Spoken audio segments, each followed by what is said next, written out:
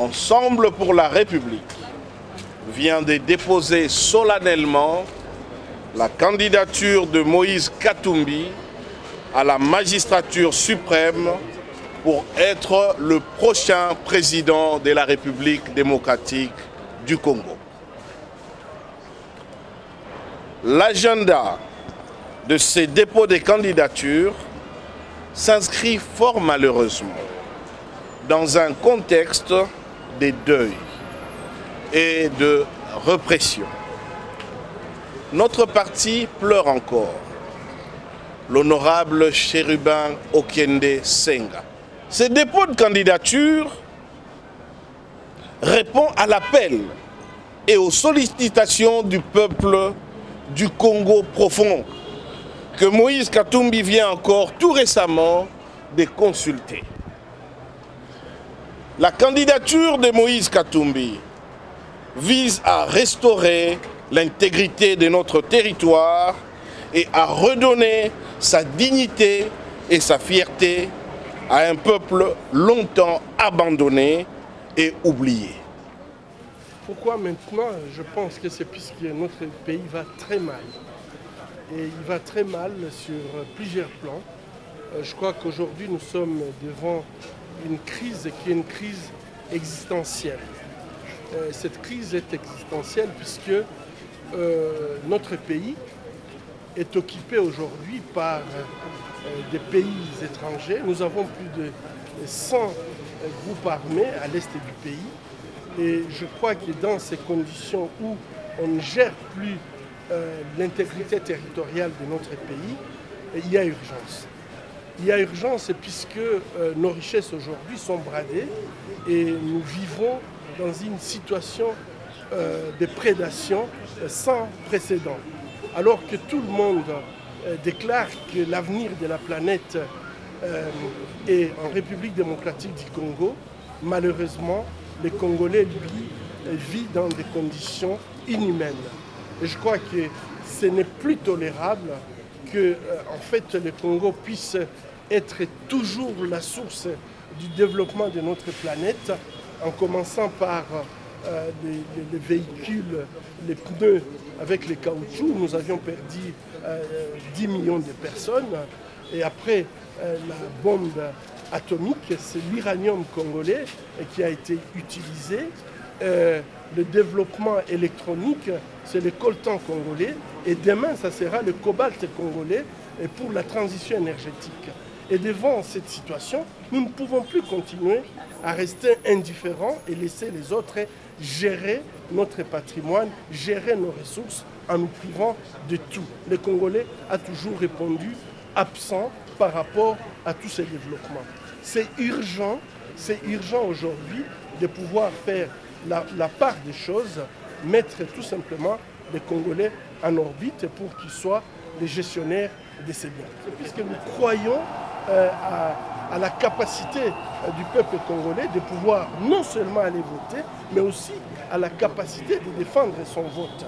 Pour moi, le fait de déposer ma candidature, de prendre la décision, de quitter mon confort, c'est déjà une victoire. Je pense que le temps des hommes en termes grand H, hein, pour moi est révolu. Et nous apportons une vision qui est la rupture du système de prédation par la combolisation pour la renaissance de la RDC. Donc voilà, une vision pour diriger le pays et je pense que ça nous donne toutes les chances pour pouvoir conduire ce pays. En fait, je ne suis pas la troisième personne, je suis la première personne parce qu'en 2018, déjà je parlais de la rupture du système de prédation par la combolisation. De quelle rupture je parle?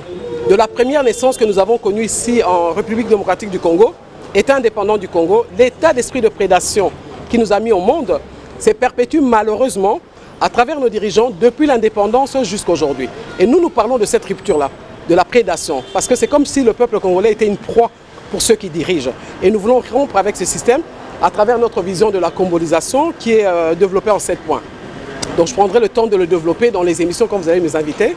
Mais c'est ça, c'est de cette rupture-là que je parle, de prédation. C'est la seule CENI que nous avons. Nous avons rencontré le président Kadima. Nous avons entendu beaucoup de bien de lui. Je lui ai offert même mon balai pour lui dire que cette fois-ci, il faut bien nettoyer la CENI. Parce que nous voulons des véritables élections. Ça fait 3 cycles que nous avons connus et il y a toujours eu une crise de légitimité. Et je lui ai offert mon balai et j'ose croire que cette fois-ci, les choses vont se faire comme il faut et que la publication sera faite bureau par bureau. En 2018, il n'y avait qu'un seul combat. Faire tomber celui qui était au pouvoir. C'était ça, le combat. Donc c'était normal que nous ne puissions pas passer. Mais maintenant, en 2023, je pense que nous avons toutes les chances parce que le peuple congolais a compris que nous devons aller avec la personne qui a une vision et non aller avec des gens qui ont de muscles ou des gens qui ont un nom, qui n'ont pas servi. Alors nous venons avec une vision claire qui peut apporter un réel changement parce que nous voulons la renaissance. Parce qu'il y a eu une première naissance depuis l'État indépendant du Congo qui s'est perpétue jusqu'à aujourd'hui. Esprit on a une prédation, il y a il n'y a qu'une femme qui peut le faire.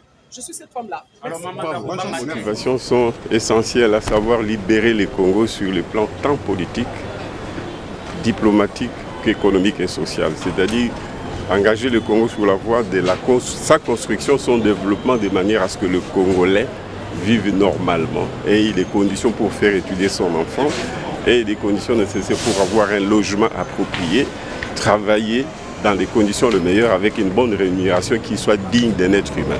Est-ce qu'il y aura convergence ou pas? Je suis tenté de penser que c'est très difficile. Moi, je viens de déployer mon programme, ne fût-ce qu'en tant que candidat président de la République, mais je vais, puisque j'ai été élu comme président de mon parti politique, nous allons entrer bientôt en université populaire pour synthétiser notre offre politique que nous allons discuter avec mes camarades, candidats députés, pour que nous ayons un programme de gouvernement à côté du programme du président de la République dont les deux programmes feront l'objet d'une synthèse.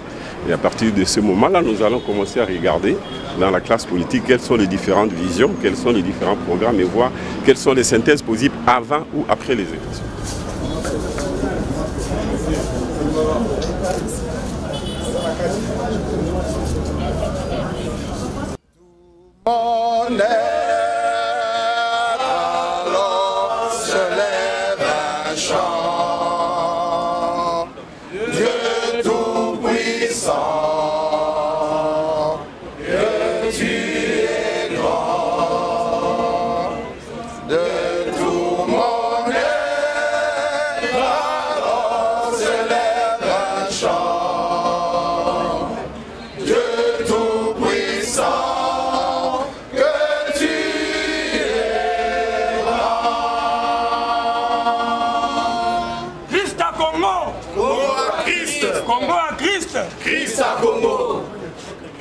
Je voudrais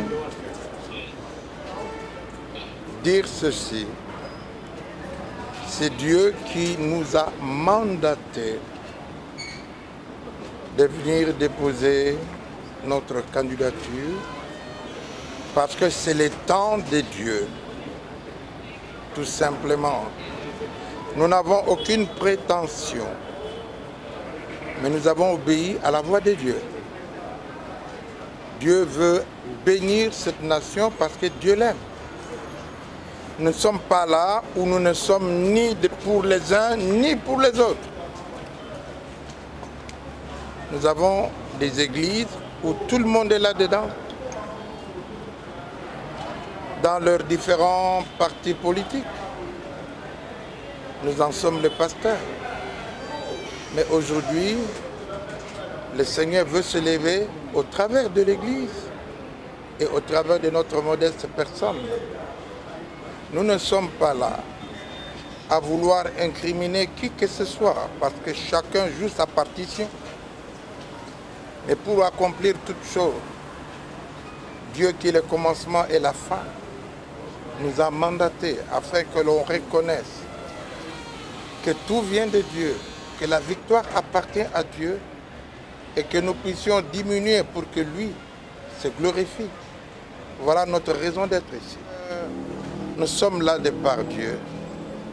Je ne porte aucun jugement, mais nous sommes là parce qu'il y aura ce processus électoral, tout simplement. Nous ne sommes pas là pour apprécier la qualité, la fiabilité. Nous sommes là parce que Dieu nous a dit d'être là un pointre. En 2018, je suis peut-être sorti de là comme étant le candidat le plus heureux de tout le monde. Pourquoi? Parce que après avoir passé littéralement plusieurs années à l'étranger. J'étais revenu, c'était une entrée en la matière. J'ai compris comment le processus fonctionne. Il fallait apprendre, il fallait être sur le terrain. Donc, personnellement, j'ai appris du processus. Par conséquent, je suis très heureux de ce qu'on avait réalisé à l'époque. Maintenant, les motivations qu'on avait en 2018 restent plus ou moins les mêmes, mais elles ont été renforcées avec notre présence ici pendant les 5 dernières années. Quelles sont mes motivations pour être candidat à la présidence de la République démocratique du Congo aujourd'hui? Je voudrais du fond de mon cœur utiliser mon éducation. Je suis docteur en sciences économiques de l'Université de Paris 9 Dauphine. Utiliser mon expérience professionnelle. J'ai 10 années d'expérience professionnelle solide en tant que banquier commercial et banquier d'investissement à New York et 30 années en tant que directeur résident de la Banque mondiale à Washington. Je me suis occupé du développement des pays. J'ai travaillé sur près de 125 pays différents à travers le monde. J'ai aidé certains pays à sortir de la pauvreté pour devenir des pays émergents.